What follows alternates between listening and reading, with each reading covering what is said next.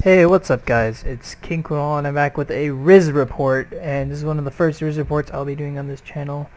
Um, but yeah, it's just to analyze, discuss the current state of the daily life, and yeah, it's just something I'm pretty interested in. So yeah, first thing I'm going to be looking at is what is the economy looking like. So I don't really use Bloomberg too much. I do watch it a little bit on YouTube though, to get updates on the markets, and they are saying one of the big headlines that has been dominating the news recently is the AI. So I'm actually curious whether AI can actually dominate the U.S. economy and the market, because I'm feeling that a lot of government regulations will be coming upon it. So I don't know. I'm very skeptical, and if you look at the New York Times, um, Tom Hanks, all these guys they are definitely scared of AI.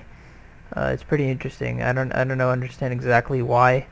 But also another story that caught my eye was Microsoft CEO testifying in an antitrust lawsuit against Google, which doesn't make any sense to me because Microsoft is one of the biggest monopolies on the planet, and if it took over the Windows Phone industry with Windows Phone, and the search with Internet Explorer did dominate the search at one time as well. So it's it would have not been good. So it's one of the um, biggest monopolies there. But there has been some conflicts with Google and their search, because they do basically dominate all of searches now. I believe it has like a large amount of market share in the search industry, and that's basically stopping other companies from proceeding, and it's also using AI now to develop to enhance their search. And I think Microsoft is trying to implement AI into their Bing search engine, and they have already been doing that. It's already available for demonstration for a long time. So yeah, that's pretty interesting. And I think this. I don't know if this lawsuit's really going to go anywhere. You might remember in the early 2000s there was a antitrust lawsuit against Microsoft, and it didn't really go anywhere. I mean, it's a pretty easy case to defend. Now I could see it going. The difference between this is it's a AI related. There's a lot of AI involved in this, and a lot of government agencies are fearful of AI. So who knows? They might side with some of the claims made by the what is it called, the plaintiff? I don't know. I think that's what it's called, against the defendant. They might side with the plaintiff in those areas. I'm not exactly too familiar with the whole case, but looks like Microsoft introduced Bing to compete against Google in 2009. At that time, Microsoft began aggressive public relations campaign against Google, and both companies lobbied against the other with the regulators. Yeah, so looks like Microsoft is definitely trying to take over. But if the shoe were on the other foot and Microsoft suddenly dominated the search industry and they had an antitrust lawsuit, I guarantee you they'd switch the position like that when they would be sued for, if they were ever sued for antitrust. For those of you who don't know what antitrust is, you can actually just look it up right now, for those of you that don't know. So it's basically monopolies of big companies, and they sometimes they become too powerful, where they can they limit competition. So that's basically all that you're dealing with. You actually read on the Department of Justice website. You can look at some of these famous acts that were put in place due to certain companies back in the 20th century. I was going to say 1900s, the 20th century, but yeah, it is still relevant to this day, which is fascinating to see. Other news, let's see.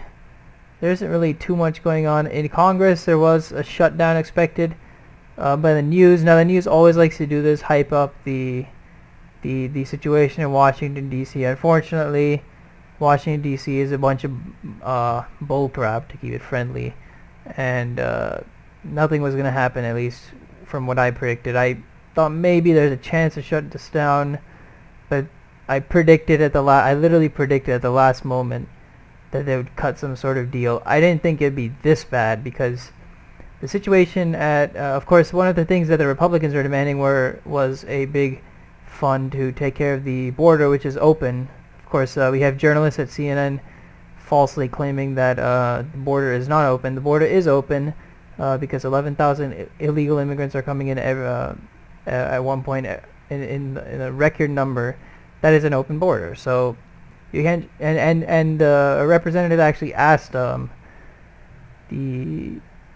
interviewee at CNN if he had actually visited the border ever. I can't recall ever seeing a time where CNN ever covered the border situation, so they have no standing to say that the border is open. Neither has the president visited it, nor has nor has the Cesar of the border. I think Vice President Harris, the Vice President, hasn't visited it either, so they have no idea what's going on at the border. And I think they should have included that in the appropriations bill. Now, of course, the situation is going to come right back in 45 days. That time, I think it is more likely that there's a shutdown. I'm not sure this bid to oust McCarthy is really the Speaker of the House is going to really go anywhere, because he's kind of an establishment guy. He's like he has his the people disagree on the Democrat side, disagree with him, but there are definitely going to be a few. He's worked there a long time, and a lot of people are friends with McCarthy, and they will rather keep him instead of some more right-wing Republican like, say, Jim Jordan or someone like that. So yeah, that's really interesting. I don't think much is going to come out of it as long as McCarthy remains the Speaker. Now, maybe there is a chance the government shuts down. I personally want the government to shut down because they definitely need to get this border situation under control. I mean, that should have been in the bill, and I personally think that it's a shame that, like, this should be bipartisan now. The governor of New York is also admitting it, and yeah, I really think that something should be done.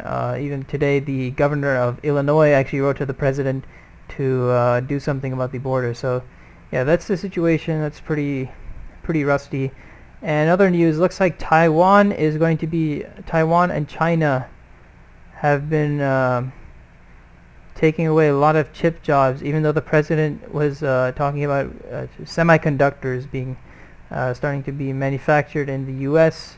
Doesn't look like that's going to be the case. Actually, if you look at the study done by California, Silicon Valley, the whole objective was to bring those jobs back to California in the Silicon Valley region. They said it's unlikely to bring any jobs back there.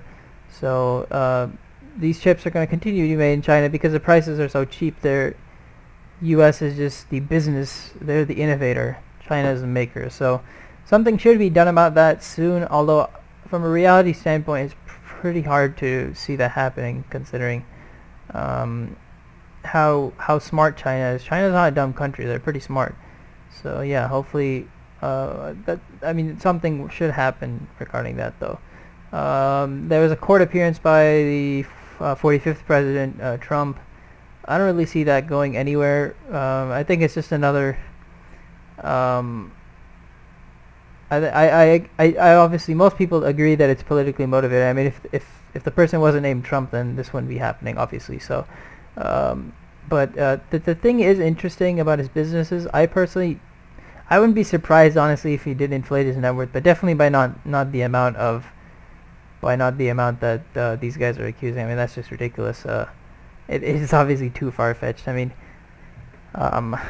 it's a voluntary thing. I think that he's trying to save his business. I think it's just trying to it's going to cost him more campaign expenses. But I'm not sure how the public will perceive this. Most people, I think a few people will actually, a large amount of people will just see more trials and see, like, a lot of people just get tired of this stuff and will probably not like the baggage that comes with them, which is why Ron DeSantis is being touted as another alternative, though I don't see him winning, obviously.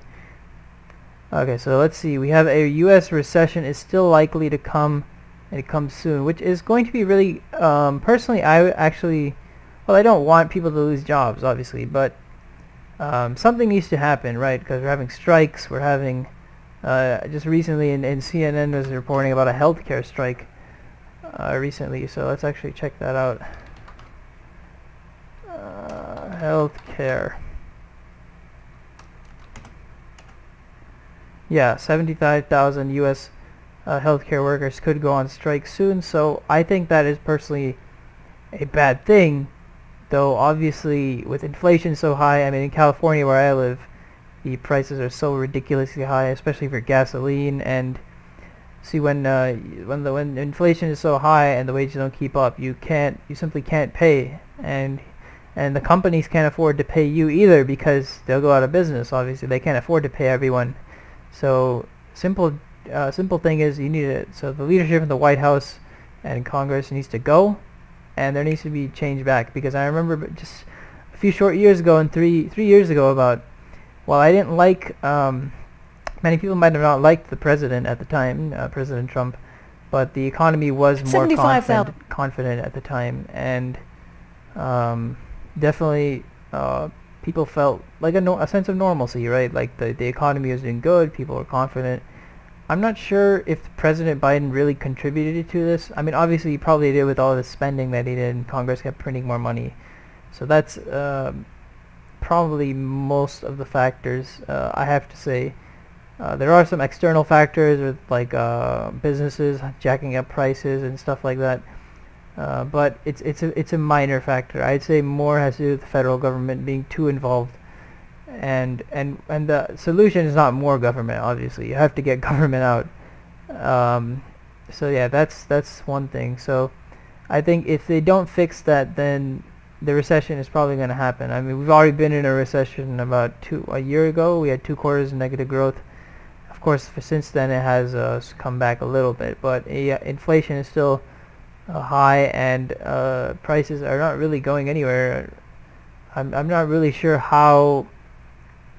It's really weird. I really don't see. I'm not seeing the stock market really react to all these strikes, even though massive layoffs are happening at every place. So yeah, this is going to be tough, and it's gonna drive massive layoffs at companies like Microsoft and Google and all these companies. We've already been seeing in the news quite a few months ago that they did indeed have layoffs. So that's pretty much all I got for this this part. I'll be back with more probably later. Oh, one thing I did also want to touch on was Generation X. So the generation that fathered my generation, or mothered for that matter. They're now reaching retirement. Yeah. So Generation X was the last kind of like old generation, largely white. So many of them are hitting their old age now. So all we have left are pretty much millennials and Gen Z for the U.S. economy, and I personally don't see much of a future in that, honestly, because Generation Z is a really messed up generation. They have lots of issues regarding self-identity and social media, and also marriage, and having marriage mainly, and family relationships. So millennials are a little bit better of a generation, obviously, so I personally think they should be fine. But yeah, that is definitely concerning, because if these guys retire, most people agree that Generation Z is the most difficult generation to work with, largely because I feel like not entirely. I can understand their pain, because they've just been told to work for nothing by the school system, so it's not entirely their fault. But then again, they have a lot of people who complain about this kind of stuff usually have no goals in life, so like they better start getting goals. And if the economy is like this, no one's going to want to have kids, and no one's going to want to work for anything. So yeah, that's going to be a problem. They're just going to be living off their parents, and their parents are now starting to retire. So yeah, this is a problem that probably is the most concerning, because it has to be fixed. I mean, if we're going to survive as a country, this has to be fixed. I mean, there's no other way for us to survive. So yeah, anyway, hoping that something can be done in the next episode in the next Rizz Report. Again, I might do this like every 2 weeks or 1 week. Hopefully, I'll talk more about my college and classes that I'm doing, and my plans for hopefully making it in the software development market. So yeah, see you guys next time. Peace.